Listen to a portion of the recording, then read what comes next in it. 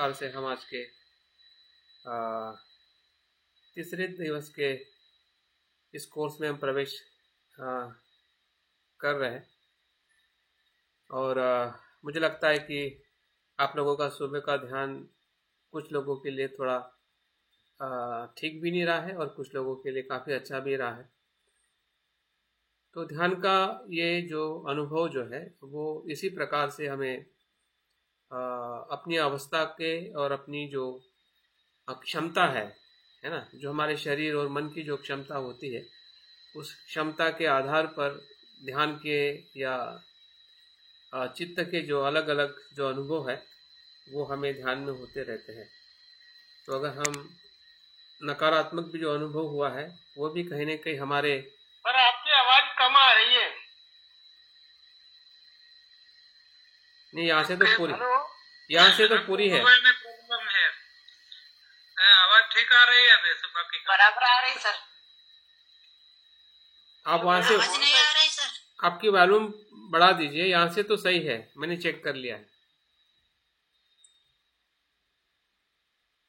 ठीक है, बराबर है सर। हाँ, अगर जिसकी नहीं आ रही है तो लीव करके फिर से ज्वाइन करिए अगर कुछ दिक्कत होगी। तो जैसे कि हम देख रहे हैं कि हम इस 7 प्रकार की या 7 स्तर की जो विशुद्धियाँ है उसका हमने अभ्यास का प्रारंभ कर लिया है और आज हम 7 विशुद्धियों में से जो पहली विशुद्धि है शील विशुद्धि को आज हम देखने वाले हैं। और ये 7 प्रकार की विशुद्धियाँ जिस ग्रंथ से हम अभ्यास कर रहे हैं उस ग्रंथ का भी कल हमने विशुद्धि मग्ग का थोड़ा प्रास्ताविकता देखा है। वो कब लिखा गया, किसने लिखा गया और किसके द्वारा लिखा गया और उसकी जो लिखने की जो पार्श्वभूमि है, किस कारण से बुद्ध घोष को इस ग्रंथ की रचना करनी पड़ी ताकि वो 8 कथाओं का सिंहली भाषा में से पाली भाषा में भाषांतर कर सके। तो अपनी जो क्षमता कि मैं जो भी बौद्ध साहित्य है श्रीलंका में जो पाली और जो सिंहली भाषा में जो भाषांतर किए गए थे तो उसको समझने की और उसकी व्याख्या करने की मुझ में क्षमता है, ये बताने के लिए एक बार नहीं 3 बार इस ग्रंथ की रचना करके उनको संतुष्ट किया गया और उसी ही ग्रंथों का जो एक पूरा जो मार्ग है, जिस प्रकार से हम बुद्ध की शिक्षा का जो संपूर्ण और महत्वपूर्ण जो बुद्ध की शिक्षा है वो बुद्ध का आर्यष्टांगिक मार्ग जिसे हम मध्यम मार्ग कहते हैं और उसी मध्यम मार्ग को हम शील समाधि प्रज्ञा से भी भली भांति हम जानते हैं। तो इसी ही 7 विशुद्धियों में उन्होंने उस आर्यष्टांगिक मार्ग का एक विस्तृत और गहरे पहलुओं में या गहरे स्तर के अंदर हमें समझाने का प्रयास किया है और इतना जो श्रेष्ठ और महत्वपूर्ण जो रचना जो है बुद्ध घोष जी ने इस नाम से बनाई है जिसका नाम विशुद्धि मग्ग है। तो विशुद्धि मग्ग हमने कल देखा कि विशुद्धि मग्ग का अर्थ क्या है। वो निर्वाण की तरफ ले जाने वाला, निर्वाण का साक्षात्कार करने वाला, चित्त को शुद्ध करने वाला जो मार्ग है या अलग अलग जो 7 प्रकार के जो स्तर है या 7 प्रकार की जो अवस्था है। तो एक अवस्था पूर्ण होने से ही दूसरी अवस्था का जन्म होता है। तो इस प्रकार से 7 अवस्था से गुजरते हुए व्यक्ति या जिस गाथा का बुद्ध उपदेश देते हैं कि जो जटा है, जो अंदर भी जटा है बाहर भी जटा है, जटा का मतलब तृष्णा, बाहर भी तृष्णा है भीतर भी तृष्णा है। तो इस तृष्णा को तोड़ने का साधन क्या है, उपाय क्या है। तो बुद्ध उस देवपुत्र को बताते हैं कि जो शील पर आरूढ़ है, जो समाधि पे आरूढ़ है, जो प्रज्ञा पे आरूढ़ है, वही इस जाल को, तृष्णा के जाल को वो तोड़ सकता है। तो उसी की व्याख्या बुद्ध घोष अपने इस विशुद्धि मग्ग में करते हुए 7 प्रकार की जो विशुद्धियों का मार्ग या 7 प्रकार की जो विभिन्न जो अवस्थाएं जो है, लौकिक अवस्था से लेके लोकोत्तर अवस्था तक, संसार से लेके निर्वाण तक जाने की जो विभिन्न अवस्था है, जिसे हम अक्सर ऊर्ध्वगामी मार्ग कहते हैं, उस मार्ग का वो इस अपनी व्याख्याओं के माध्यम से विस्तृत और बहुत ही विभिन्न प्रकार के प्रश्न पूछते हुए विभिन्न प्रकार से उस विषय की गहराई में जाने के लिए वो हमें तैयार करते हैं, ताकि हम उस विषय की गहराई में या उस तत्व की गहराई में हम प्रवेश कर सकें।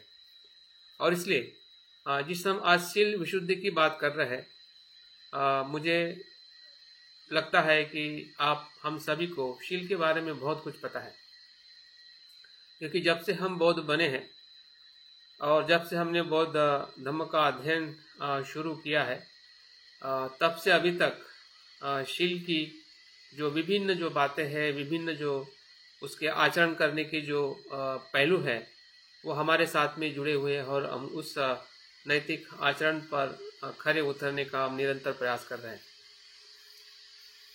तो पिछली बार भी कहा गया था कि आपका जो भी लोग जुड़े हैं अपने वीडियो को ऑन रखें। पता नहीं आप लोग क्यों ऑन नहीं रखना चाहते हैं। कम से कम जो मुझे दिखाई दे रहे हैं, परू कांता जी है, शाक्य केतु जी है, अमरशी भाई है, बहादुर सिंह दिखाई दे रहे हैं, लेकिन अंधेरे अंधेरे में दिखाई दे रहे हैं। रविता, हाँ ठीक है, थैंक यू। मैं रास्ता में चल रहा हूँ सर। हाँ चलेगा, लेकिन आप दिखाई दे रहे हैं, आप ऑन रखें। Thank you. ऑडियो ऑफ करें और वीडियो ऑन रखें। इससे आप लोगों को भी शायद पता नहीं इतना अच्छा लगता होगा, नहीं लगता होगा वीडियो ऑन करने से, लेकिन मुझे अच्छा लगता है। अगर आप सोचिए कि मैं अपना वीडियो ऑफ करके अगर बात करूँ तो आप कैसे फील करोगे। देखिए मैंने बंद कर दिया, मैंने वीडियो बंद कर दिया, कैसा लगेगा आपको? हाँ, कि कौन बात कर रहा है, मंजू कुमार है या नहीं है? हाँ अच्छा लगता है। हाँ, फील नहीं करोगे ना, आप बोलेगे कि कंप्यूटर को सुन रहा हूँ मैं। बेहतर है कि सभी लोग अपना वीडियो खोल लें, और अगर कोई बहुत परेशानी है तो अलग बात है, नहीं तो बिल्कुल, अगर परेशानी भी है तो स्पष्ट करना चाहिए। हाँ हाँ ठीक है। तो जैसे कि हम शील की आज जो हम बात करने वाले हैं, तो जैसे कि मैं शुरुआत में कह रहा था कि हमारे धम्म जीवन की शील से ही शुरुआत हुई है। यहाँ पे बैठे हुए हम सभी लोग शील से इतने परिचित है कि जब भी हम त्रिशरण लेते हैं तो उसके बाद में पंचशील से ही हमारा पठन शुरू होता है, या जब भी हम बौद्ध बनते हैं तब भी हम पंचशील को लेके ही बौद्ध होने की एक प्रतिज्ञा के रूप में हम आगे प्रयास करते हैं। इतना ही नहीं, बाबा साहब से आई हुई शिक्षाओं में से भी 22 प्रतिज्ञा हो। बुद्ध इस धम्मा में भी बाबा साहब कहते हैं कि नैतिकता ही बौद्ध धम्म है, बौद्ध धम्म ही नैतिकता है। और जब हम संघ में एक मित्र के रूप में जब हम प्रवेश करते हैं, तब भी दूसरे प्रकार की जो प्रतिज्ञा है कि मैं पंचशील का पालन करूंगा, या पंचशील के ध्वज का जो हमने चित्र देखा है, तो उसमें भी पंचरंगों से पंचशीलों का जो महत्व जो है, तो बुद्ध के समय से ही या बुद्ध की शिक्षा में बाबा साहब कहते हैं कि अन्य धर्म में जिस प्रकार से ईश्वर का एक अपना स्थान है, तो उससे भी कहीं गुना अधिक बौद्ध धर्म में शील और नीतिमत्ता और नैतिकता का स्थान। नैतिकता ही वो तत्व है जो हमें कुशल कर्म करने की और अकुशल कर्म नहीं करने की प्रेरणा देता है, उसी को शील कहते हैं।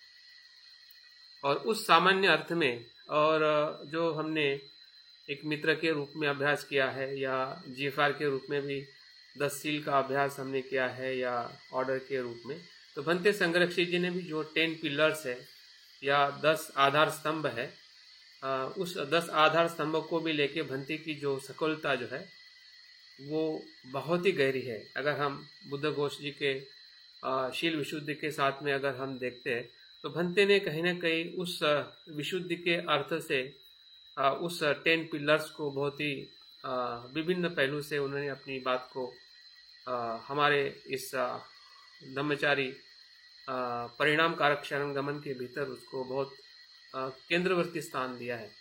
ऐसा हम कह सकते हैं कि हमारे संघ में जो विनय है वो 10 सील ही अपने आप में विनय है। इतनी उसकी जो गहराई जो है, जो विनय पिटक के अंदर 227 नियम भिक्षु भिक्षुनियों को बताए जाते हैं, जबकि हम गृहस्थी जीवन जीते हुए हम भी कैसे उस विनय के अंतर्गत आ सकते हैं, उसकी पूरी जो शिक्षा है वो हमें 10 सील के अंतर्गत बनते हमें बताना चाहते हैं, और वो उसी दिशा में ब्रह्मचारी को परिणाम कारक शरण गमन के लिए आगे ले जाते हैं। तो शिलाचरण पंचशील हो 10 सील हो, इसको लेके हमने बहुत कुछ बातें सुनी हैं, हमें पता भी है, और अक्सर हम अधिकाधिक प्रयास कर रहे हैं जब से हम बौद्ध बने हैं, या हमारे जीवन में जो कुछ भी सुख समाधान या जो भी हमारा जो विकास हो रहा है, फिर वो आर्थिक हो या सामाजिक हो, तो उस विकास के मध्य में शिलाचरण है। शील ही वो है जिसके कारण हम सुसंस्कृत हो रहे हैं, हमारा मन ईश्वर पाखंड और इन सभी बुराइयों से दूर जा रहा है, क्योंकि हमारे पास में शिलाचरण है। हम शील को विशेषता पंचशील को उसको हमारे केंद्र में रखकर हम अपने जीवन को व्यक्तिगत रूप में आगे बढ़ा रहे हैं। लेकिन जब हम निर्वाण की बात करते हैं, सामान्य तौर पे तो हमें पता है, जो सामाजिक तौर पे हम एक अच्छे व्यक्ति और अच्छे बौद्ध होने के नाते और बाबा साहब की और बुद्ध की जो मूल शिक्षा का जो आदर्श है, उसको पूरी तरह से हम आचरण करने का प्रयास काफ़ी लंबे समय से कर रहे हैं, और उसका हमें लाभ भी मिल चुका है, मिल रहा है और मिलते भी रहेगा। लेकिन जब हम विशुद्धि की बात करते हैं, मतलब शील किस प्रकार से निर्वाण तक लेके जा सकते हैं, उस गहराई की तरफ जाने के लिए हमें उस गहराई से अभ्यास करना पड़ेगा।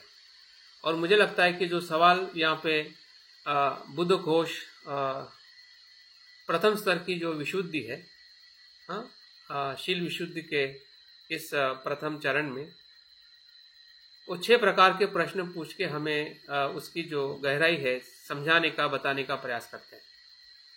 तो शील क्या है, शील का अर्थ में शील क्या है, हम सही में शील उसे क्यों कहते हैं, शील के लक्षण क्या है, शील का कार्य क्या है, शील का गुण क्या है, शील कितने प्रकार के होते हैं, शील का मल मतलब क्लेश क्या है, किस कारण शील में क्लेश होता है और किस कारण शील विशुद्ध कहलाते हैं। तो ये सभी प्रश्न क्यों पूछे जाते हैं और क्यों पूछने चाहिए। हम सभी को पता है कि पंचशील है, हम पंचशील 10 शील का आचरण कर रहे हैं, लेकिन उस ही शील की जो हमारी चौकटी है या शील का जो हमें मूल्यमापन 5 या 10 शीलों से जो हम एक पारिवारिक व्यक्ति के तौर पे, फिर भिक्षु भिक्षुनी के जो अन्य नियम जो है 227 या जो भी अलग अलग बौद्ध परंपरा में भी जो नियम बताए जाते हैं, तो वो भी तो सभी नियम कहीं ना कहीं वो शील को ही दर्शाते हैं। तो इस प्रश्नों से एक बात हमें समझ में आती है कि बुद्ध घोष उस गहराई में शील की बात करना चाहते हैं कि जो गहराई हमें विशुद्धि की तरफ ले जाए। और जब आप इस ग्रंथ का थोड़ा गहराई में और थोड़ा बार बार अगर आप पठन करते हैं तो वो बातें हमें और ज़्यादा समझ में आने की संभावना है, क्योंकि जो पाली भाषा का जो ग्रंथ था जिसको विशुद्धि मग्ग कहते हैं, तो उसका जो भाषांतर किया गया है हिंदी में धम्मरक्षित जी ने, जिस ग्रंथ को आज हम पढ़ते हैं या जिसका हिंदी में अभ्यास करके हम समझना चाहते हैं, तो उस भाषा से हिंदी भाषा का जो भाषांतर है, हम हिंदी भाषी होने के बाद में भी उसको समझना, उसके तत्व को पकड़ना बड़ा कठिन जाता है, क्योंकि हम जो भाषा सीखे हुए हैं, जो हम बोलते हैं, ये व्यवहारिक और एक बहुत ही सामान्य स्तर की भाषा है। लेकिन जब उस पाली भाषा के ग्रंथ का जब भाषांतर किया गया होगा या किया जाता है तो वो बहुत ही क्या बोलते हैं साहित्यिक भाषा होती है और उसको उसी ही शब्द के उसी अर्थ के साथ में उसको भाषांतरित किया जाता है और इसके कारण कहीं ना कहीं उनकी जो वाक्यों की रचना है या उसका जो बताने का जो गहरा भाव है हमसे छूट जाता है। तो इसके लिए हमने कम से कम ऐसे किताबों का जब हम अध्ययन करते हैं तो 2 से 3 बार उस किताबों को बीच बीच में पढ़ते रहना चाहिए। एक साथ में एक बार पढ़ लेना चाहिए, लेकिन बाद में जब भी हमें उस विषय के प्रति ज़्यादा अभ्यास करना है तो बीच बीच में कुछ कुछ टॉपिक जो है जिस टॉपिक पे हम ज़्यादा चिंतन करते हैं या कार्य कर रहे हैं तो उसके संदर्भ में उस किताब को हमने थोड़ा और एक बार और 2 बार पढ़ने की जरूर कोशिश करनी चाहिए। फिर वो बुद्धायनिक धम्मा भी हो। तो बुद्धायनिक धम्मा तो हम हमेशा रोज नहीं पढ़ते हैं, एक बार 2 बार पढ़ लिया, लेकिन जब भी हम बुद्धायनिक धम्मा को पढ़ते हैं तो उस प्रकरण को जरूर पढ़िए जिसमें बाबा साहब ने बौद्ध धर्म के 3 विभाजन किए हैं, जिसमें धम्म क्या है, सधम्म क्या है और अधम्म क्या है। पूरे धम्म की वो निचोड़ है। अगर हम बार बार पढ़ेंगे तो हमें बाबा साहब उसमें क्या बताना चाहते हैं, जो बातें कुछ छूट गई होगी तो शायद पढ़ने के बाद हमें फिर से समझ में आ सकती कि बाबा साहब इसमें धम्म की किस प्रकार की व्याख्या कर रहे हैं। तो इसलिए जो प्रश्न इस सील के एक सिद्धांत के ऊपर जो पूछे गए हैं तो इसका मतलब शील के जो विभिन्न जो पहलू है उसको समझाने के लिए बुद्ध घोष जी ने ये प्रश्न पूछ के इसी का सवाल पूछ के उसी का जवाब उसमें उन्हें हमें ढूंढ के दिखाया है कि इसको हमने कैसे देखना चाहिए, कैसे इसको समझना चाहिए ताकि हमारी जो शील की विशुद्धि है वो उस दिशा की तरफ जा सके जिसे हम निर्वाण कहते हैं। अन्यथा वो शील एक सामाजिक रूप में ही हमारे जीवन में अस्तित्व में रहेगा और वो शील हमें ज़्यादा आगे ले जाने के लिए मदद नहीं करेगा, क्योंकि हमने उस प्रकार से शील को देखा नहीं। जिसे हम शील के 2 स्तर में हमें अपने जीवन में हम देखते हैं कि एक सामाजिक स्तर का शील है और एक नैसर्गिक शील है। जो सामाजिक शील है जिसका हम आचरण करते हैं और हमें जो कुछ सुख और आनंद मिलता है वो सामाजिक नीतिमत्ता है। लेकिन जब हम नैसर्गिक स्वरूप में शील का आचरण करते हैं, एक स्वभाव के रूप में, जैसे शरीर का स्वभाव सांस आना और श्वास जाना, इसमें कोई सामाजिक बंधन और नीति नियम नहीं है और नैसर्गिक प्रकृति है। सांस का अंदर आना और सांस का बाहर जाना, वैसे ही शीलाचरण है, बुराई को बाहर जाना और अच्छाई का भीतर आना, बुराई का बाहर छूटना और अच्छाई का भीतर उत्पन्न होना, ये नैसर्गिक नीतिमत्ता है, नैसर्गिक शील है। और यही नैसर्गिक शील अगर हमें समझनी है तो हमारे सामाजिक शील की जो मर्यादा है, सामाजिक शील का हमारा जो बंधन है वो हमें समझ में आना चाहिए। नहीं तो हम सामाजिक शील को ही एक ऐसा लेबल लगा देंगे कि यही बुद्धत्व का मार्ग है, जबकि वो बुद्धत्व का नहीं, वो संसार का मार्ग है। संसार में सुख मिल सकता है उस शील से, लेकिन उस शील से बुद्धत्व का अनुभव हमें नहीं हो पाएगा। तो ये जो हमारी जो समझदारी है उसको बढ़ाने के लिए आज ये हमें विषय जो है बहुत ही काम में आने वाला है और इसी के कारण हम और आगे बढ़ने की जो हमारी उम्मीद है वो अपने आप आगे बढ़ सकते हैं कि हम इस प्रक्रिया से आगे कैसे बढ़े, जिसे हम आगे की शुद्धि कहते हैं, चित्त की शुद्धि। तो आज हम शील की शुद्धि को लेकर कुछ बातें समझने वाले हैं कि शील क्या है। इसका मैंने आपको PDF भी भेजा हुआ है, तो इसको आप जरूर एक बार, कल समय मिलता है तो जरूर इसको पढ़िए।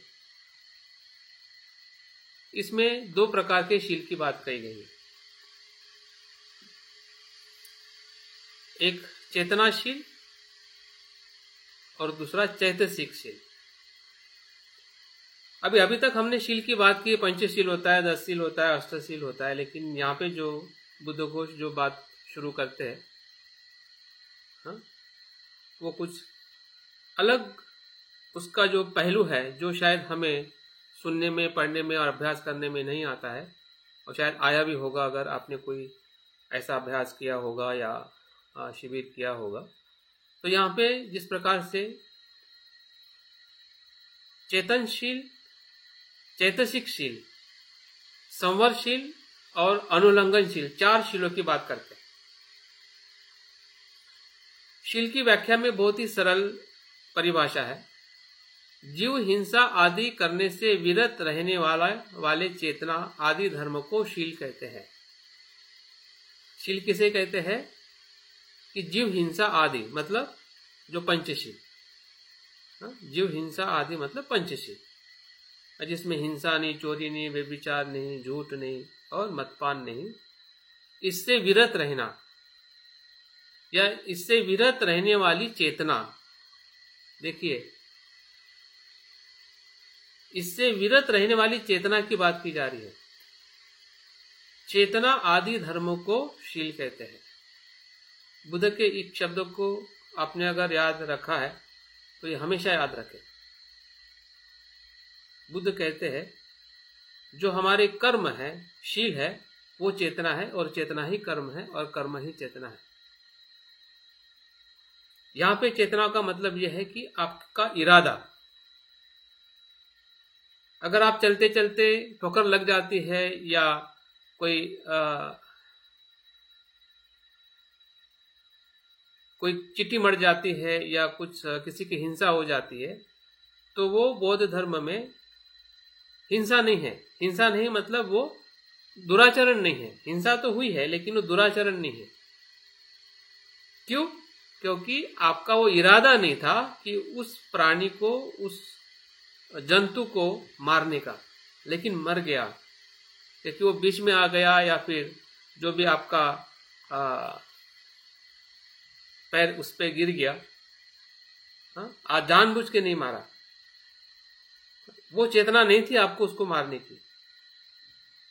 अगर चेतना वहां पे उस प्रकार की नहीं है मारने की, तो समझ जाइए कि हम शील से सुरक्षित है, हमारा शीलाचरण भंग नहीं हुआ है।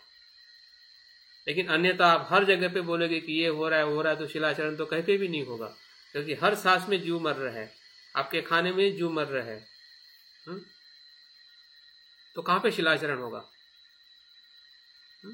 तो जीव आदि हिंसा या उसमें जो हमारी चेतना का धर्म जो है, हमारा इरादा जो है, अगर वो मारने का नहीं है, चोरी करने का नहीं है, व्यभिचार करने का नहीं है, हिंसा करने का नहीं है, तो वही शील है।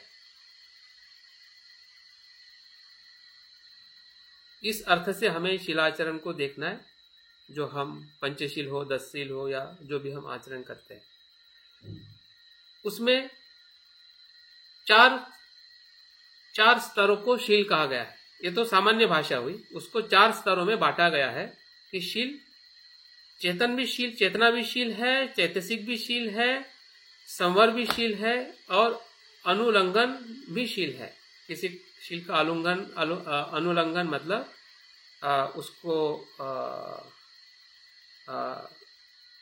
उसका क्या अनुलंघन मतलब उसका उल्लंघन नहीं करना, उसका उल्लंघन नहीं करना मतलब उसके आचरण से दूर नहीं रहना, उसका उल्लंघन नहीं करना। तो ये 4 स्तर पर शील का आचरण हमसे होता है या हम करते हैं।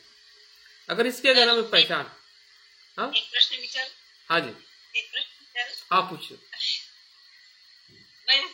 मी झुरळ मारत असते, मारत असता का?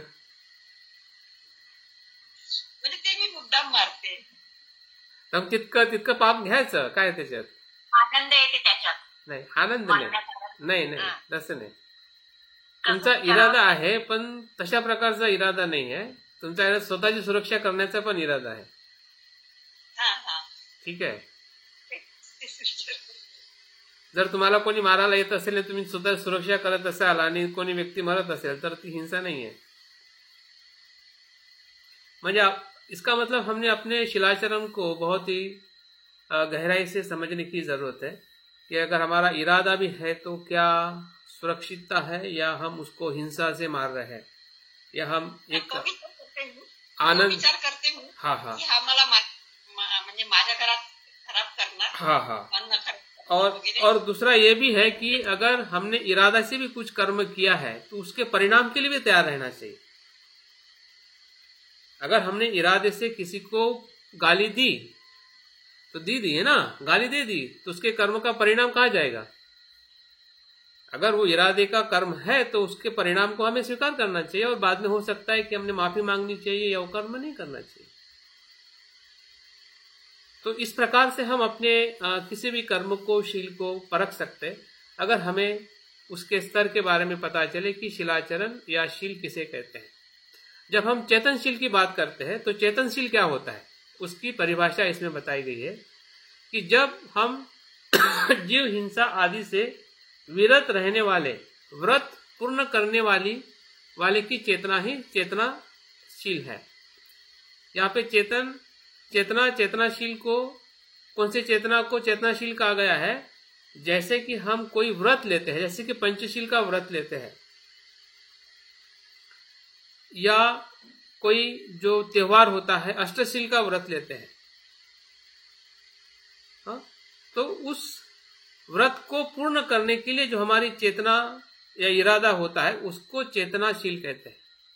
वो करने का इरादा कि आज मैं हिंसा नहीं करूंगा, आज मैं चोरी नहीं करूंगा, हाँ? इससे मैं विरत रहूंगा, हाँ? ऐसा जब हम उसको पूर्ण करते हैं, उस व्रत को पूर्ण करते हैं, जैसे कि मैंने सोचा, हाँ, इरादा किया कि आज मुझे हिंसा नहीं करनी है और वो इन्हें पूरा किया कि मैंने हिंसा नहीं की, तो वो चेतनाशील है।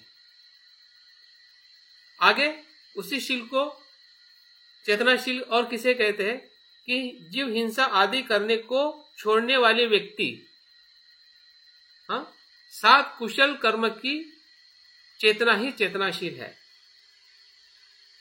अभी व्रत को पूर्ण करना और जीव आदि हिंसा को छोड़ना, दोनों बातें, एक तरफ उसका आचरण करना और जो एक तरफ आचरण को, बुरे आचरण को छोड़ना, त्यागना। जैसे हम सब पापस्य अकर्णम कहते हैं ना, कि जो अकुशल कर्म है या अकुशल जो आचरण है उसको मैं नहीं करूंगा और सब पापस्य अकर्णम कुशलस्य उपसंपदा, हाँ, जो कुशल है उस पथ पर मैं चलूंगा। तो उस अर्थ से जो हम कायिक 3 और वाचिक 4 अकुशल कर्म को न करके कुशल कर्म को करने का जो करना ही कुशल कर्म पथ है। मतलब अकुशल काया वाचा की बात की जा रही है। यहाँ पे शील जो है ना, काया वाचा तक ही सीमित है। धीरे धीरे उसकी जो परिभाषा जो है आगे गहराई में ले जाती है। शुरुआत में जो हम अकुशल कर्म जो छोड़ने की बात करते हैं और कुशल कर्म करने की जो बात करते हैं, वो काया के 3 कर्म और वाचा के 4 कर्म, उस अकुशल कर्म न करने और कुशल कर्म करने का इरादा जो है, वही चेतना का शील है। दोनों प्रकार से उसको समझाया गया। आप पहले प्रकार से समझो या दूसरे प्रकार से समझो, पहले भी परिभाषा उतनी ही है, महत्वपूर्ण है, और दूसरा भी जो उसकी जो परिभाषा बताई है, वो भी वही है। जैसे कि हम पंचशील में भी काया की 2 शील आते हैं, हिंसा, चोरी और व्यभिचार 3 शील आते हैं। वाचा का 1 शील आता है, और मदपान वो शरीर का या मन का भी, शरीर का ही शील आता है मदपान। लेकिन इसको थोड़ा और विस्तृत बताया गया है कि काया के 3 शील और वाचा के 4 शील। इस प्रकार से अकुशल कर्म से विरत रहना और कुशल कर्म के पथ पर चलना। हाँ, ऐसी जो एक सोच है, ऐसा जो इरादा है, हाँ, ऐसा जो चित्त है, वो चेतन चित्त है या चेतना का चित्त है। आगे चैतसिक चित्त क्या होता है, उसको भी दो प्रकार से बताया गया है। अभी चेतन और चैतसिक में क्या फर्क है? चेतना मतलब एक प्रकार से चित्त, और चैतसिक मतलब उस चित्त में निर्माण होने वाले अलग अलग प्रकार के धर्म, जैसे हम लोभ द्वेष मोह कहते हैं। हाँ? चित्त मतलब एक पूरी ऊर्जा को दिखाता है, या चेतना एक संपूर्ण ऊर्जा को दिखाता है, और चैतसिक जो है उस संपूर्ण ऊर्जा के भीतर जो अलग अलग पहलू है, अलग अलग डालियां है, अलग अलग उसके स्रोत है, कुशल अकुशल के, उस धर्म को दिखाता है। उसको चित्त का चैतसिक धर्म कहते हैं। तो जैसे चित्त का शील है, वैसे ही चैतसिक का भी शील है। तो चैतसिक शील में क्या आता है? वही जीव हिंसा आदि से विरत रहने वाली की वृत्ति, अलग होने का विचार चैतसिक शील है। पहले इसमें विरत रहना, कौन से कर्म से? काया और वाचा के कर्म से। यहां पे जो आ रहा है, ये मन के धर्म का कर्म आ रहा है। जीव हिंसा आदि से विरत रहने वाली वृत्ति, हाँ, विरत रहने वाला विचार, उससे मुक्त होने का विचार। किससे? जीव हिंसा आदि से, या बुराई से, या कुशलता से। वो चैतसिक शील है। उसको और आगे स्पष्ट बताया गया है कि जैसे कि लोभ का त्याग कर कर लोभ रहित चित्त से विहरता है, मतलब प्रतिहिंसा न करते हुए सम्यक दृष्टि ही चैतसिक शील है। तो चैतसिक शील चेतनाशील से भी और गहरा है, क्योंकि चेतनशील में, चेतनाशील में सिर्फ काया और वाचा की अकुशलता को रोका जाता है। लेकिन जो काया वाचा को रोकने वाला जो शील जो है, वो चैतसिक का शील है। अगर लोभ ही नहीं होगा तो हिंसा और व्यभिचार एक ऐसे हो पाएगा। हाँ? तो चैतसिक शील के तरफ हमने थोड़ा ज्यादा ध्यान देने की जरूरत है। क्या हमारे विचार में जो उत्पन्न होता है, वो किस प्रकार से हम शील का पालन कर रहे हैं या नहीं कर रहे हैं। जब हम अपने इस सवाल से अपने आप को पूछते हैं, तब हमें पता चलता है कि यार, मैं तो सामाजिक स्तर पे शील का आचरण कर रहा हूं। इसका मतलब वो शीलाचरण बुरा है ऐसा नहीं, या वो अच्छा नहीं ऐसा भी नहीं। वो अच्छा भी है और बुरा भी नहीं है, लेकिन संपूर्ण नहीं है। इसको हमें समझने की जरूरत है।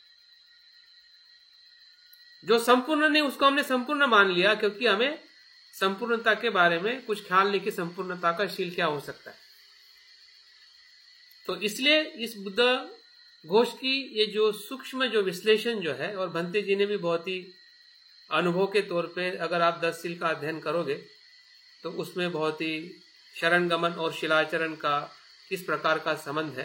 भंते बताते हैं कि शिलाचरण अगर ब्लड है हमारे शरीर में, तो शिलाचरण उस शरीर के भीतर जो ब्लड है उसका सर्कुलेशन है। अगर आप में शरण गमन है, अगर शिलाचरण नहीं है, तो शरण गमन प्रवाहित नहीं होगा। आप में खून है और खून प्रवाहित नहीं हो रहा है, तो क्या वो खून हमें जीवित रख पाएगा? और रखेगा भी तो कितना समय?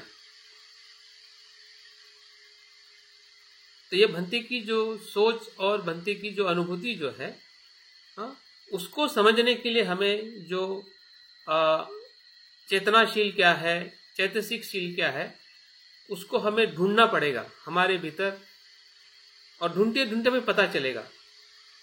अगर आपने मान लिया कि नहीं भाई, मुझे तो पंचशील और 10 शील मुझे पता है, यही मुझे निर्वाण की तरफ ले जाएंगे, तो ये बहुत बड़ी भूल है। इस भूल को हमें सुधारने की जरूरत है, क्योंकि अभी समय आ गया है भूल को सुधारने का। अन्यथा क्या होगा कि हम सोचेंगे कुछ और बनेंगे कुछ। हम सोच रहे कि बोधिसत्व और बुद्ध बने, अच्छी सोच है, लेकिन हम नहीं बन पाएंगे, क्योंकि हमें पता ही नहीं है कि शील को किस प्रकार से हमें और गहराई में समझना है। तो बहुत ही छोटी छोटी बातें हमसे छूट रही है। अगर समझ रहे हैं तो बहुत ही अच्छा है, नहीं समझ रहे हैं तो जरूर प्रश्न पूछ सकते हैं, या इसके ऊपर आप आपका विचार भी रख सकते हैं कि कैसे इसको समझा जाए। तो हमने 3 शील की बात की, और यहाँ पे और 2 शील की बात बताई जा रही। संवरशील क्या है और अनुल्लंघनशील क्या है। संवरशील के अंदर भी 5 प्रकार के शीलों की बात की गई है, जो अक्सर हम आचरण करते हैं। ये जो बातें बताई जा रही है ना, ऐसा नहीं कि हमारे अनुभव में नहीं है, हमें कहीं ना कहीं उस अनुभव से हम गुजर रहे हैं। चैतसिक शील हो या चेतनाशील हो या संवरशील हो या अनुल्लंघनशील हो, इससे हम गुजर रहे हैं। ऐसा नहीं है, पंचशील के माध्यम से ही उसमें से हम पसार हो रहे हैं, लेकिन हमें पता नहीं चल रहा है कि इसमें इस तत्व को, इस बात को इस प्रकार से देखने की मुझे जरूरत है, ताकि मेरे शील को मैं और ज्यादा अच्छे तरह से मैं आचरण कर सकूं। और ये समझने के लिए ये जो कुछ बुद्ध घोष के जो बताए हुए कुछ अनुभव है, या उनकी जो उनका जो मार्ग है, वो हमें मदद कर सकता है। तो 5 जो संवरशील जो है, संवर का मतलब क्या होता है? संवर का मतलब होता है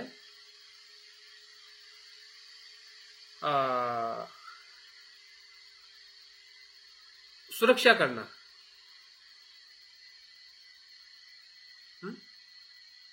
या संयम रखना, सुरक्षित रहना या संयम रखना।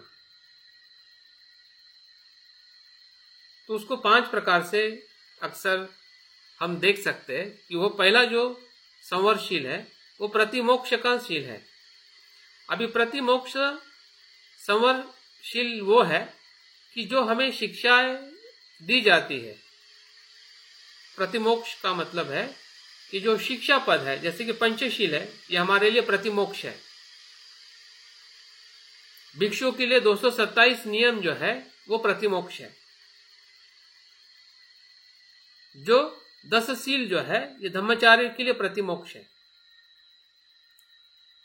क्या सर, प्रतिमोक्ष यानी क्या? प्रतिमोक्ष मतलब शिक्षा पद, जो मुख्य शिक्षा पद जो है ना, जैसे हम धम्म विनय कहते हैं,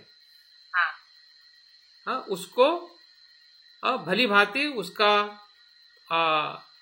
आचरण करना। कंपल्सन कह सकते हैं सर, कंपल्सन। प्रतिमोक्ष मतलब मुख्य शिक्षा,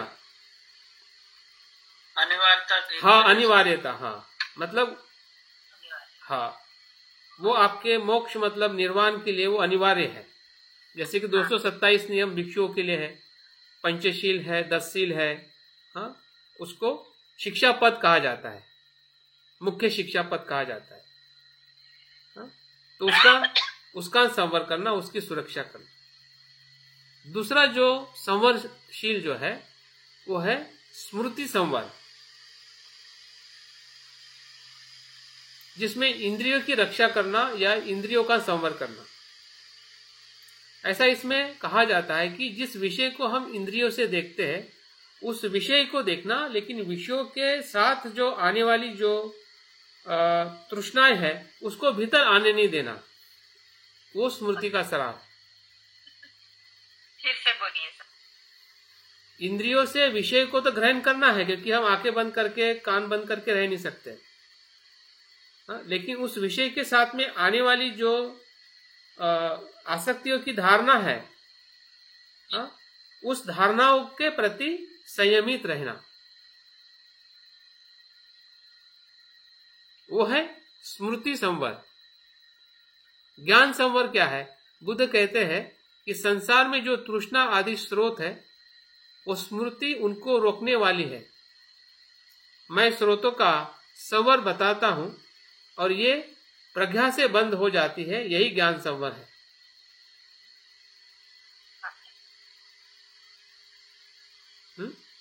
जो तृष्णा जो है वो किससे रोके जा सकती है?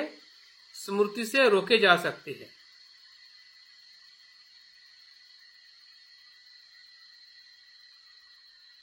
और प्रज्ञा से बंद की जा सकती है। और प्रज्ञा का मतलब उस तृष्णा को अनित्य रूप में देखना ही प्रज्ञा है।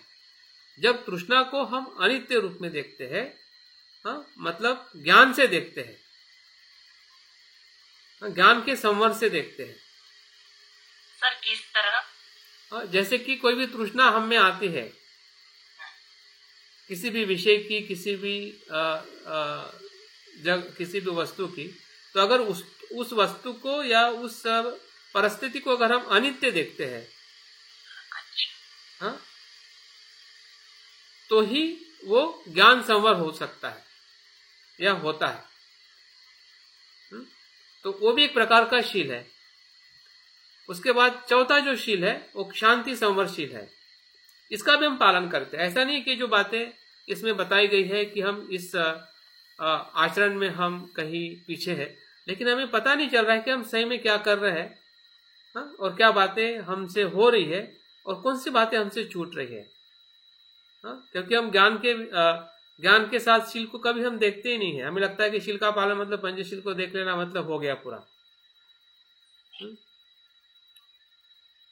तो शील को ऐसा मत समझिए। शील अगर बाबा साहब कहते कि वो पूरा बौद्ध धर्म है, बौद्ध धर्म ही नीतिमत्ता है, नीतिमत्ता ही बौद्ध धर्म है, तो उस शब्द की जो गहराई कितनी होगी, इसको नापने के लिए हमें ये जो बुद्ध घोष के जो कुछ वर्णन जो उन्होंने करके हमें समझाया है कि शील की शुद्धि तब हो सकती है कि जब शील के बारे में हमें ये सही जानकारी हो, सही पहचान हो। अगर सही शील की जानकारी अगर सिर्फ पंचशील तक ही, अगर 10 शील तक ही हमारे पास में है, तो ये अगर जानकारी हमारे पास में नहीं रहेगी तो वो हमें समझ में नहीं आएगा कि उस शील को किस प्रकार से गहराई में लेके जाना है। और गहराई में ले जाने के लिए हमें इन बातों को समझना, जानना ये जरूरी है, ताकि हम अपने आचरण को इस तत्वों से लगा के हम अपने आचरण को सुधार सके और गहराई में लेके जा सके। शांति संवर जो है, जैसे कि अभी सर्दी गर्मी होती है, को सहन करने वाला होता है, आदि प्रकार से आया हुआ एक शांति संवर है। क्या हम सहन नहीं करते? सहन करते हैं? नहीं भी करते। और करते हैं तो कैसे करते हैं? क्या हम उसको वातावरण को या सर्दी गर्मी को गाली देते हैं कि सर्दी क्यों आई है, बारिश क्यों आई है, गर्मी क्यों आई है? तो अगर ऐसा कर रहे हैं मतलब हम शील का भंग कर रहे हैं। मतलब सुरक्षित नहीं होना ऐसा नहीं, हमें ठंडे कपड़े पहनना है, या फिर छाता लेना है, या जो भी हमें एसी में बैठना है, लेकिन हमें वातावरण को गाली नहीं देना है, कोसना नहीं है। अगर आप वातावरण को कोस रहे हैं, आप उससे परेशान हो रहे हैं, आप उसको गलत दृष्टि से देख रहे हैं, तो समझ जाइए कि हम शील का अनुसरण नहीं कर रहे। तो वहां पे भी शील भंग हो रहा है और हमें पता नहीं कि शील का भंग वहां पे हो रहा है। वीर्य संवाद, ये बहुत ही, मैंने भी पहली बार सुना तो मुझे भी बहुत अचंभा लगा कि इस प्रकार से भी शील का कुछ कार्य या स्वरूप हो सकता है। इसमें क्या बताया गया है?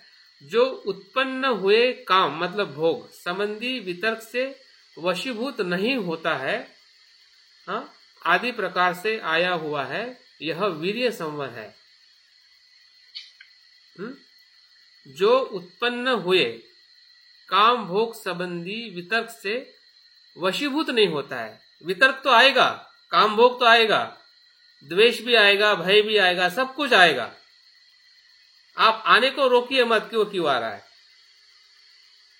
वो अपने कारण से आ रहा है। लेकिन उस वितर्क से, जैसे कि हमें 5 निवरण आते हैं, सभी वितर्क है। ध्यान में हमें जो 5 निवरण आते हैं, अभी भी 5 निवरण में से बहुत सारे निवरण आते हैं। तो निवरण आना ही वितर्क है, लेकिन उससे वशीभूत नहीं होना वो वीर्य संवर है। या उसमें बह मत जाना, या उससे भागने का नहीं। हाँ, ना भागना है ना भगाना है। वो जो वीर्य जो है, हाँ, वो वीर्य संवरशील है। डटे रहना, हाँ, जो वीरता का जो प्रतीक जो है वो वीर्यशील है। और हम अक्सर काफी जगह पे हम डटे रहते, लेकिन पता नहीं चलता है कि ये मेरा वीर्यशील है। सही ना रत्ना जी? आप डटे डटे हैं ना एकदम? बिल्कुल सर। मैं वही बात सोच रही थी। हाँ, लेकिन आपको ये पता नहीं कि ये तो मेरा शिलाचरण है। हाँ हाँ, वही सोच रही हूँ। ठीक है ना? तो हम में वो सभी बातें हो रही है जिस शील के बारे में यहाँ पे बात की जा रही है। मतलब हमें चिंता नहीं करनी है कि हम उस शील के मार्ग पर नहीं है, लेकिन हमें ढूंढना है कि किस प्रकार से मेरा शिलाचरण और मैं अच्छी तरह से उसको समझ सकता हूँ और जान सकता हूँ। और अंतिम जो शील जो है अनुलंघनशील, मतलब हाँ, यहाँ पे अनुलंघन मतलब ग्रहण किए हुए शील का जो हमने ग्रहणशील किया है, फिर वो चेतना का शील, चेतना का शील हो, चैतसिक का हो, प्रतिमोक्ष हो, स्मृति हो, ज्ञान का हो, शांति का हो, जो भी शील हमने ग्रहण किया है, या ग्रहण करने का मतलब हम आचरण कर रहे हैं काया और वाचा द्वारा, उसका उल्लंघन न करना ही अनुलंघनशील है। उसका उल्लंघन नहीं करना मतलब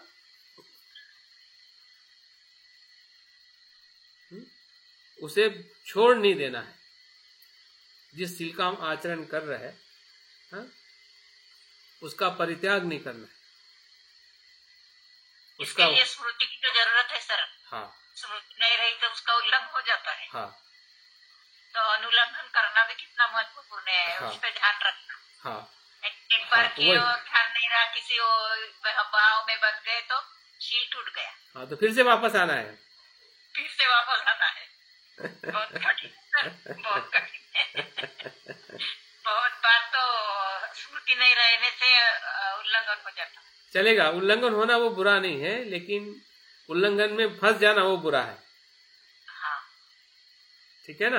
हाँ, हाँ। उल्लंघन में कैसे फंसते सर, हम बताओ ना। उल्लंघन में इसलिए फंसते हैं क्योंकि हम उल्लंघन को बहुत क्या कोसते रहते कि ऐसा क्यों हुआ, ऐसा नहीं होना चाहिए। बाहर कारण ढूंढते रहते कि इसने ऐसा किया, इसने वैसा किया, इसलिए सब कुछ ऐसा हुआ। ठीक है, तो उसके कारण क्या हम फंस जाते हैं। हम जाल तो अभी एक जाल डाला था, उसमें हम 3-4 जाल डाल देते हैं। हाँ, तो जाल पे जाल आएगा तो फिर कहां से निकलोगे? अगर एक ही जाल होता तो आप कैसे भी तोड़ के निकल सकते थे, है ना? अभी जाल तो एक ही था, लेकिन आपने 3 निर्माण किया, इसलिए 4 को तोड़ना बड़ा मुश्किल है। तो 3 मत बढ़ाइए, एक के साथ में लड़िए। हाँ, तो ज्यादा समय तक नहीं रहेगा। एक के साथ में लड़ने में उतना आपका वीर्य है कि आप उसकी आई हुई मुसीबत को आराम से उसमें से दूर हो सकते हैं। ठीक है, तो मुझे लगता है कि इस बात तक हम ठीक आगे चले। अभी हम शील के अर्थ के बारे में देखते हैं।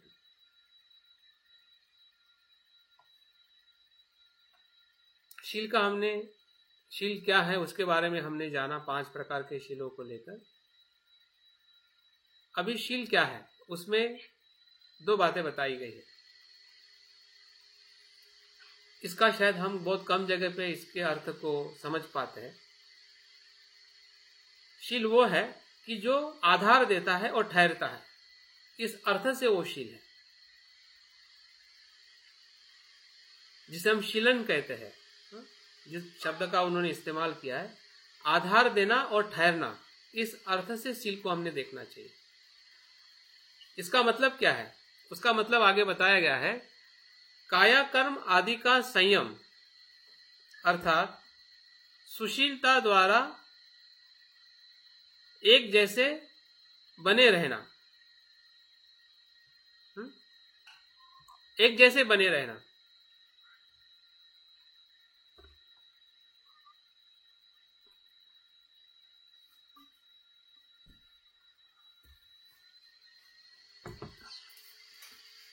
कायाकर्म आदि का संयम, यह पहली बात है जिसे हम शील कहते हैं।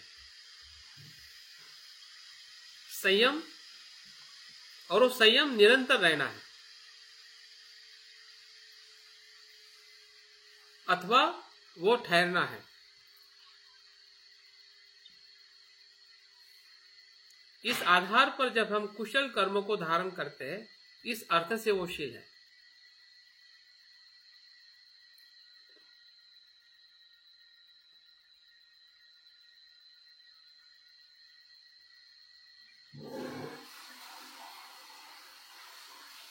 आप देखिए कि अगर हम जो शील का पालन करते हैं,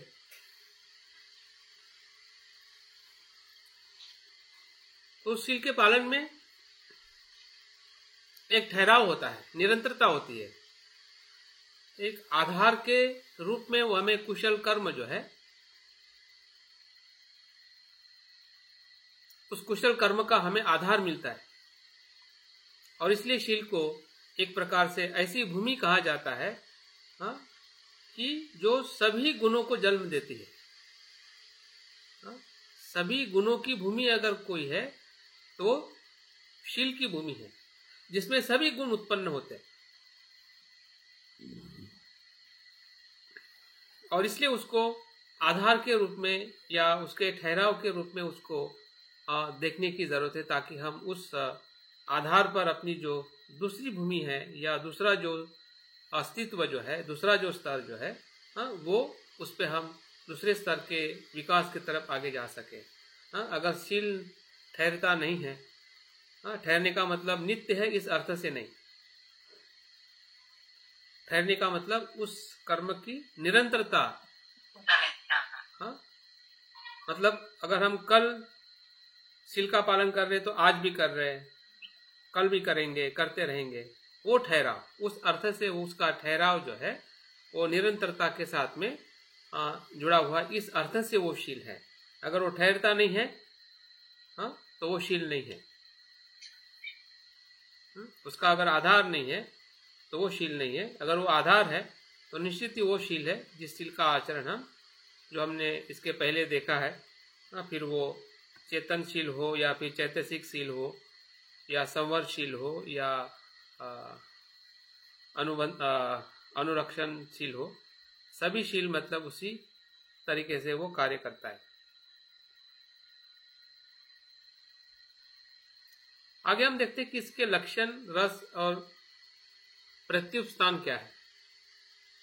अब ये हर पहलू को बताने की क्या जरूरत है और हमें क्यों जानना चाहिए, ये भी हमारे लिए भी सवाल है। हमें तो पता है कि भाई मैं तो पालन कर रहा हूं, मुझे पता है पंचशील 10 शील, इससे आगे और क्या हो सकता है।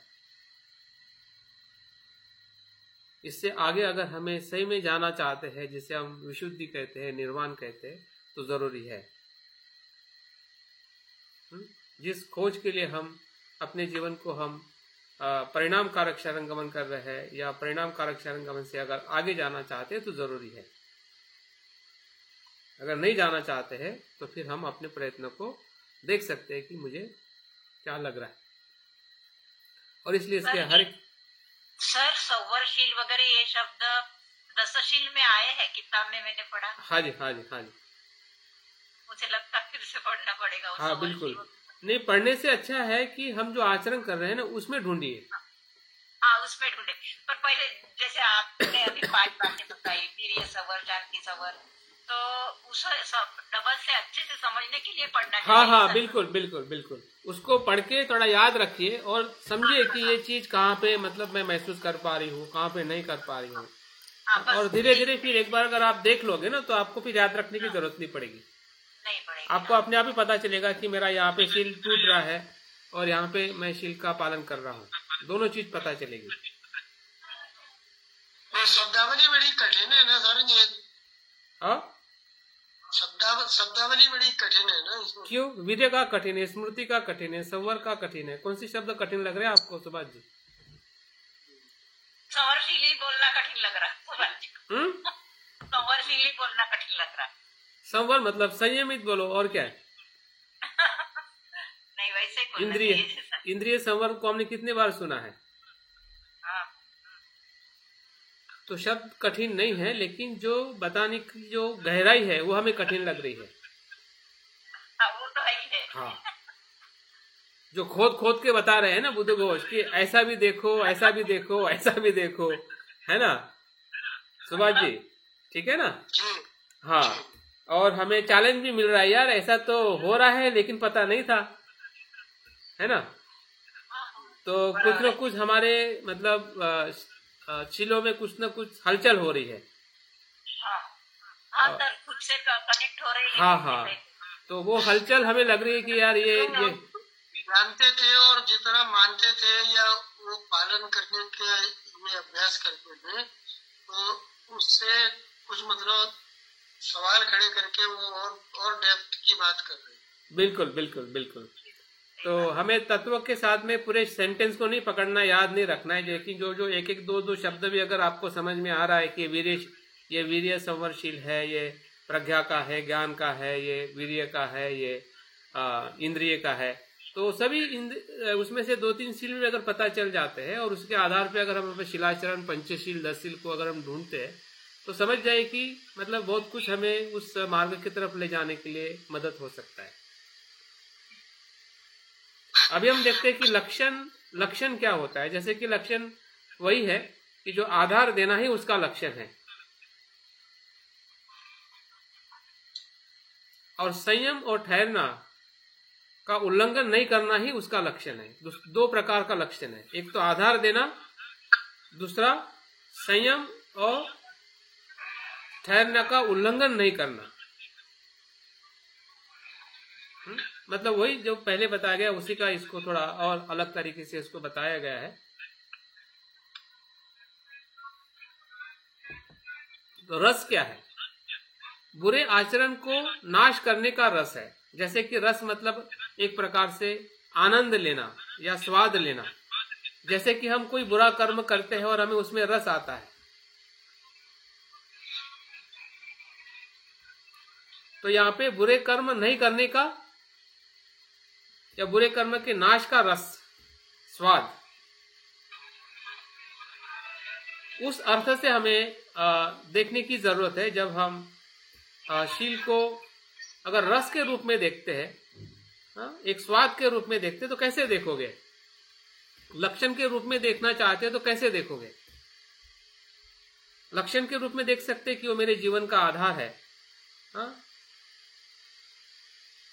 जिस आधार को मैं कभी छोड़ता नहीं हूं, उल्लंघन नहीं करता हूं। जैसे कि कोई ट्रैफिक का नियम होता है और हम उसका उल्लंघन नहीं करते हैं तो हम सुरक्षित जाते हैं ना।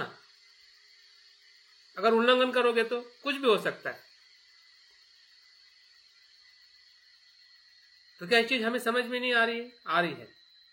लेकिन क्या वो हमें चेतना के स्तर पे समझ में आ रही है, चैतसिक के समझ? क्योंकि चैतसिक चित्त में शील में बताया गया है कि आपके भीतर आने वाले लोभ का विचार से विरत रहना वो चैतसिक शील है। क्या उस स्तर पे हम जा रहे हैं, नहीं जा रहे हैं? मन में जो लोभ आ रहा है या वितर्क आ रहा है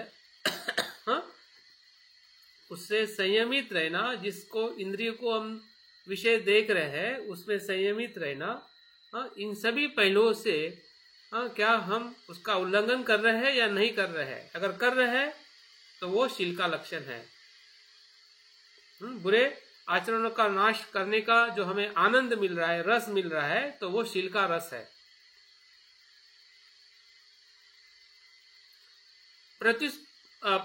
प्रत्युत्स्थापन स्थान क्या है? प्रत्युत्स्थापन मतलब जो पवित्र शील को जानने का आकार, आकार मतलब उसका विस्तार, पवित्र शील का विस्तार। जैसे कि हम काया से सर इसमें दूसरे का जरा सा थोड़ा और क्लियर कर दीजिए। कौन सा? शील को कृत्य के अर्थ में बुरे आचरण को नाश करने के रस, काम वाला, और संपत्ति के अर्थ में निर्दोष रस वाला जानना चाहिए। हाँ, ये क्या है? हाँ, संपत्ति के अर्थ में निर्दोष रस वाला जानना चाहिए। संपत्ति मतलब क्या है? संपत्ति मतलब हमारे कुशल कर्म। हाँ, संपत्ति मतलब एक प्रकार से जो हमारा अस्तित्व जो है, उसमें भी निर्दोषता जो हम देखते हैं संपत्ति में, हाँ, निर्दोषता का रस, हाँ, निर्दोष मतलब पवित्र। शील एक प्रकार से हमारी संपत्ति है, क्योंकि शील को हम कृत्य के अर्थ में भी देखते, संपत्ति के अर्थ में देखते, तत्व के अर्थ में देखते, बहुत सारे उसके पहलू है। पृथ्वी के अर्थ में देखते कि वो पृथ्वी जैसा वो आधार होता है, हाँ, वो सबसे बड़ी संपत्ति है, हाँ? जिसमें हमें निर्दोषता का रस मिलता है, जिसमें दोष नहीं होता है सर। ठीक है सर, समझ में आ गया। और प्रत्युत स्थापना मतलब एक प्रकार से उस शील का विस्तार, जिससे बोलते हैं ना आकार। और कैसा आकार? तीनों जगह पे फैलने वाला, काया की पवित्रता, वाणी की पवित्रता, मन की पवित्रता, इस प्रकार कही गई पवित्रता शील के जानने का आकार, मतलब प्रत्युत स्थान, जिसमें संकोच और लज्जा का पद स्थान होता है। पद स्थान मतलब मुख्य स्थान होता है। जिस शील में संकोच है, हाँ, लज्जा है, हाँ, वही शील का मुख्य स्थान है। और उसको आगे ये कहा जाता है, इस शब्दों को ध्यान से सुने, कि लज्जा और संकोच होने पर ही शील उत्पन्न होता है या ठहरता है। हाँ, अगर हमारे चित्त में, मन में अगर लज्जा और संकोच है, किसका? बुरा कर्म करने का, अकुशल कर्म करने का, शील का भंग करने का, तभी वो शील उत्पन्न होता है और उत्पन्न होके ठहरता है। उनके नहीं होने पर न तो उत्पन्न होता है न ठहरता है। जैसे हम दुराचरण वाले लोग देखते हैं, ना उसके इसमें वो ना उत्पन्न होता है ना ठहरता है, क्योंकि उस व्यक्ति में ना लज्जा होती ना संकोच होता है। उदाहरण के तौर पे जो हिंसक लोग होते हैं, हाँ, हिंसा करने वाले या किसी प्रकार की भी जो बुरे कर्म करने वाले, या हमारे मन में भी अगर इस प्रकार से जब लज्जा और संकोच का भाव नहीं होता है, तो हमारा भी शील जो है वो उतने गहराई में उत्पन्न नहीं होता है, जैसे हम नैसर्गिक शील की बात कर रहे हैं। सामाजिक शील तो उत्पन्न हो ही जाता है, क्योंकि हमें समाज का डर है, कानून का डर है, हाँ, निंदा करेगा मारेगा, कानून का डर है। इसके कारण हम सामाजिक स्तर पे तो ना हिंसा करते, ना चोरी करते, ना व्यभिचार करते हैं, हाँ? लेकिन चैतसिक स्तर में क्या है? चेतना के स्तर में क्या है वो, उसको हम कैसे? हाँ जी, मन से आता है और उसमें री और अपत्राप्य होता है ना। हाँ, वही अपत्राप्य का ही मतलब वो है। री और अपत्राप्य मतलब ही लज्जा है, संकोच और लज्जा। हाँ, तो उस चैतसिक धर्मों को समझ के अगर हम शील का पालन करेंगे, तभी जाके वो नैसर्गिक नीतिमत्ता में वो बुद्धत्व की तरफ ले जाने वाला शील है। अगर कुछ भी याद नहीं रहे, इतना भी अगर याद रहे और समझने का प्रयास करें, इसमें हम कितना स्मरण रखते हैं वो तो सभी की स्मृति पे आधारित है, लेकिन जो हम समझ सकते हैं वो हर एक इंसान समझ सकता है। समझने के लिए ज्यादा स्मृति की जरूरत नहीं है। अगर आपको एक चीज भी समझ जाए ना, तो सब कुछ समझ में आ सकता है, अगर समझने का हम प्रयास करें। हाँ, भले हमें कुछ चीजें स्मृति से चली जाती है, हाँ, लेकिन जो समझदारी जो है, हाँ, वो अपने आप ही आपको उस दिशा की तरफ, उस गहराई की तरफ ले जा सकती है, जो हमें निर्वाण का मार्ग या परिशुद्ध का मार्ग हमें मिलने के लिए या उधर बढ़ने के लिए हमें मदद कर सकते हैं। और इसलिए जो आखिरी जो प्रिंसिपल जो बताया गया है, ये मैं पढ़ के काफी घबरा गया, और सही में ये सेंटेंस जो है बहुत ही खतरनाक है। जैसे सिर के कट जाने पर आदमी मर जाता है, जैसे सिर के कट जाने पर आदमी मर जाता है, वैसे ही शील के टूट जाने पर सारा गुण रूपी शरीर विनष्ट हो जाता है। इसलिए शील शिरार्थ है, मुख्य है। अगर बाबा साहब कहते हैं कि मैं कितना शीलवान था जिसके कारण मैं इस जगह तक पहुंचा हूं, बुद्ध के पूरी शिक्षा को वो शील के तत्व में समा देते हैं। तो शील क्या है, इसकी जो प्रचिति अगर इस सेंटेंस से अगर हमें होने लगे तो निश्चित ही हमारे शील और शुद्ध करने के लिए हमें बहुत कुछ जो हम कार्य कर रहे हैं उसी में से बहुत कुछ हमें प्रेरणा मिल सकती है और हमारा शिलाचरण और अच्छी तरह से संपन्न हो सकता है। और हम जो अभी हमें ध्यान में जो परेशानी आ रही है, या चित्त की एकाग्रता हो या चित्त को गहराई में ले जाना हो, वो शील के गहरे भाव को नहीं समझने के कारण ही हमें ध्यान में काम करना पड़ रहा है। अगर यहाँ पे काम कर लोगे तो ध्यान में काम नहीं करना पड़ेगा। ध्यान फिर डायरेक्ट वो ध्यान के भीतर ले जाएगा, अवस्था में लेके जाएगा। हाँ, हम अवस्था में जाते नहीं और वहीं पे काम करने लगते। और जुड़ते भी नहीं उस बात से। हाँ, तो शील का काम हमें यहीं पे करना है जो हम शिलाचरण कर रहे हैं। और इसलिए उसको जो बताया ना कि जो रथ जो है, अगर हम अशील से अगर शील शुद्धि की तरफ जा रहे हैं एक घोड़े के रथ में, तो वो पूरा ऊर्जा से हमें उस जगह पे कार्य करना है, जाने तक, उस शील को समझने तक गहराई में। फिर उसके बाद में वो रथ छोड़ देना है, फिर नए रथ के साथ एकदम जो एकदम बहुत ही जवान है और एकदम थका नहीं है, ऐसे दूसरे रथ में बैठ के हमें चित्त विशुद्धि की तरफ जाना है। इधर हम इतने थक जाते हैं, वही रथ वहां पे लेके जाते हैं, तो घोड़ा चलेगा कैसे आगे? तो रथ आगे जाएगा कैसे फिर? वो तो इधर ही थक गया और उसको आपने छोड़ा भी नहीं और दूसरा पकड़ा नहीं आपने। हाँ, तो नहीं छोड़ा क्योंकि आपने उस घोड़े के साथ आप अच्छी तरह से आगे नहीं बढ़े गहराई में, उस तेज से, उस गति से। और इसके कारण हमारा जो जीवन जो है वो हम कहीं ना कहीं रुके हुए हैं, या फिर हमारी जो प्रक्रिया जो है कहीं ना कहीं वो वहीं पे घूम रही है। अभी हम कुछ बातों को, उसकी जो गुणवत्ता है, शील में गुण क्या होते हैं, 5 प्रकार के गुण बताए गए। पहला गुण है जो सामान्य है और सभी को परिचित है कि पश्चाताप नहीं होना ही शील का गुण है। मतलब शील को हम कैसे पहचाने कि हाँ मैं शिलाचरण कर रहा हूँ या मुझसे शिलाचरण हो रहा है, फिर काया वाचा मन का। अगर आपको पश्चाताप नहीं आ रहा है तो समझ जाइए कि शील का पालन कर। क्या होता? पश्चाताप नहीं होने से क्या होता? मतलब वो शील का गुण है।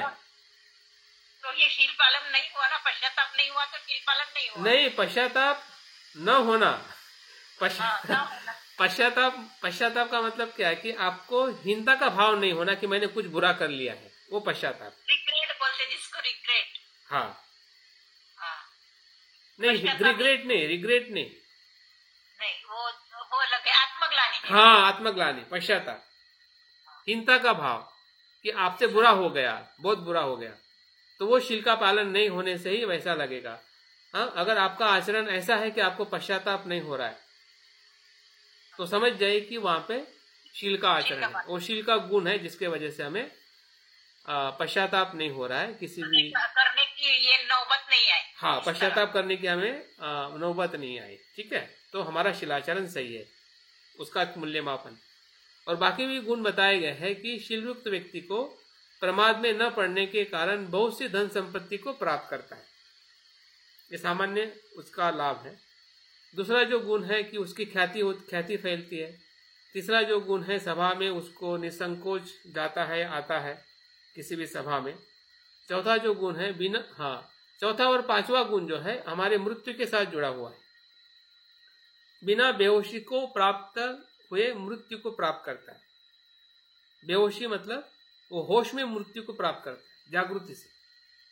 जागृति से। हाँ, ये उसका गुण है। और 5वां गुण है शरीर छोड़ने के बाद में भी सुगति को प्राप्त होता है। तो मतलब सारे गुणों की जड़ जो है राग आदि दोषों के बल को नष्ट करना, ये शील का गुण है। मतलब उसका सारांश यही है कि जो भी हमारे भीतर राग द्वेष या जो भी अकुशल दोष है, अगुण है, हाँ, उसको, उसके बल को या उसके शक्ति को, राग द्वेष मोह की जो शक्ति है या अकुशलता की जो शक्ति है, उसको नाश करना ही शील का गुण है। जब हमारा द्वेष कम हो रहा है तो समझ जाए कि हम शील का आचरण कर रहे हैं। तो जो कुछ भी बुराई है, जो कुछ भी अकुशलता है, उसका जैसे जैसे नाश होते हुए हम देख रहे हैं दिन ब दिन या जो भी हमारी अवस्था में, तो वो शील के गुण को साथ में उसको हमें समझने का प्रयास करना चाहिए कि ये शील का गुण है जिसके कारण मुझे ये लाभ मिल रहा है।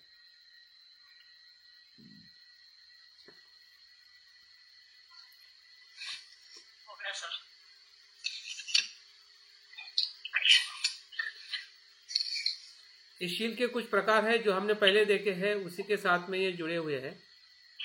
जैसे कि हमने शिक्षा पद मतलब नियम का हमने शिलाचरण देखा, आश्रव सहित और आश्रव रहित जो चित्त जो है या शील जो है, आश्रव सहित मतलब आश्रव का वहाँ पे होना।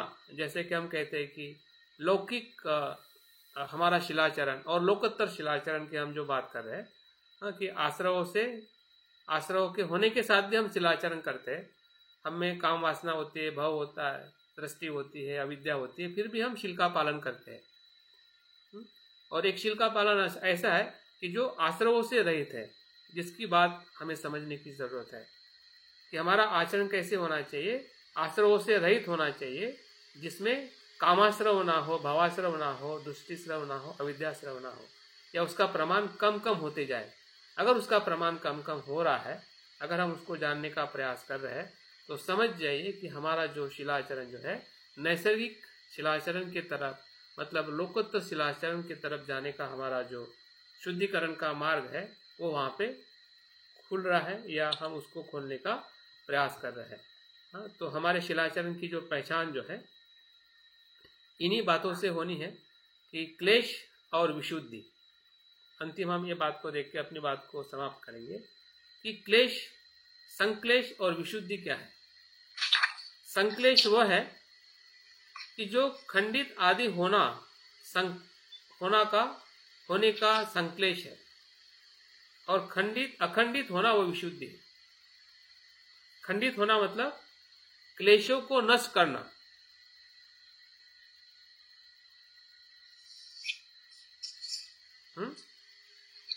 खंडित आदि होना संक्लेश है।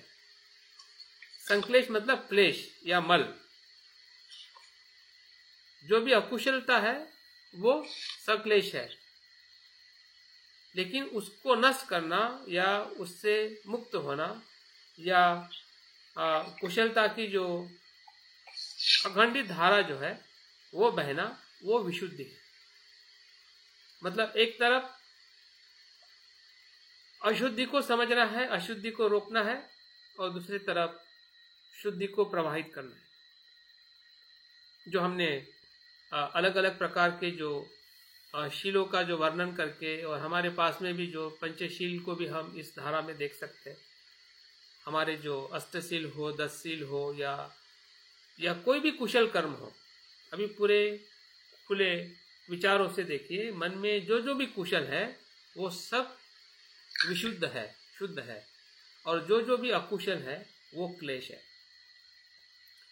और क्लेश को रोकना या उससे मुक्त होना, जो धम्मपद की जो गाथा है, सब पापस्य कर्म, जितने भी बुरे विचार है, बुरे कार्य है, बुरे कर्म है, काया वाचा मन से, उससे विरत रहना, और जितने भी कुशल धर्म है, कुशल कर्म है, उस कर्म को आगे बढ़ाना, वही शिलाचरण है जो हमें पहले से ही पता है। लेकिन इन सभी अलग अलग मुद्दों से हमें इसका समझने के लिए जो हमें एक अच्छा प्लेटफॉर्म या अच्छा जानकारी के तौर पे जो बुद्ध घोष जी ने एक शील को किस प्रकार से हमने देखना चाहिए, उसके अर्थ से, उसके प्रकार से, उसके लक्षण से, उसके रस से, उसके विभिन्न जो पहलू हैं, अगर इस प्रकार से अगर हम शिलाचरण को थोड़ा गहराई में देखते हैं तो मुझे ऐसा लगता है कि जो ध्यान में जो हमारे पास निवरण आते हैं,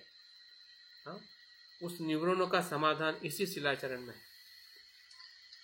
सर थोड़ा सा स्पष्ट कर दीजिए नीचे वाले को। हाँ, जैसे संक्लेश क्या है, नीचे है उसे कहते हैं खंडित आदि होना का संक्लेश है।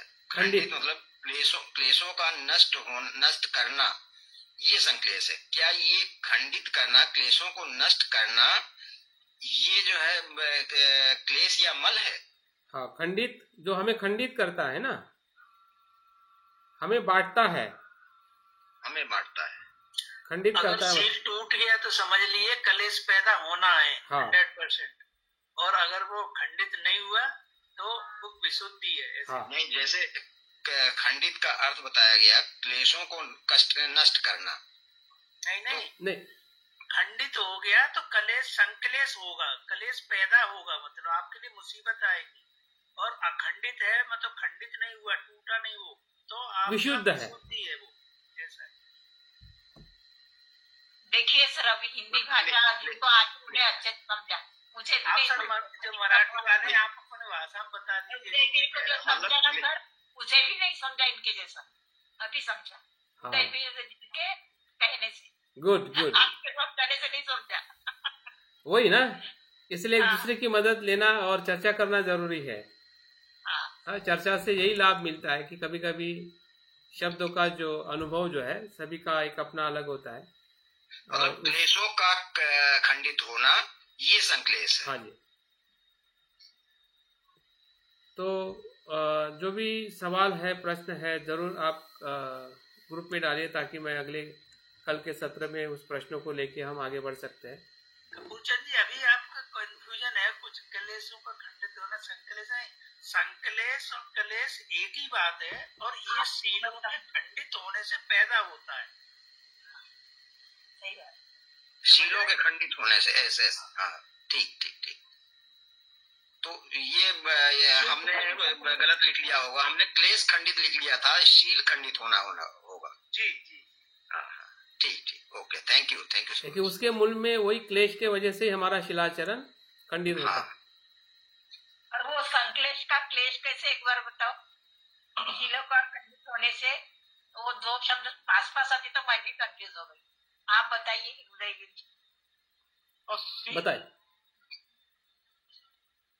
म्हणजे त्याच्यात क्लेश आणि मल वगैरे विकार निर्माण होतात बुवा, खंडित जर झालं तर। हो, पण ते खंडित कसे हे सांग, ऐकायला नाही येत उदयवीर, ऐकायला नाही येत। उदयवीर नाही येत वाटतं। नहीं आहे, आवाज नहीं आ रही। आवाज नहीं आ रही।